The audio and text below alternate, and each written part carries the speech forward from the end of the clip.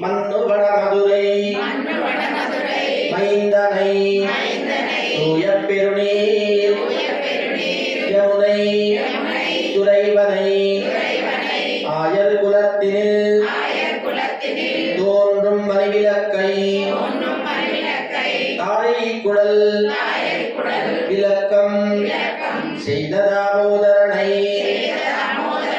தூயோமாய் வந்து நாம் தூமலர் தோவித்தொழிலோ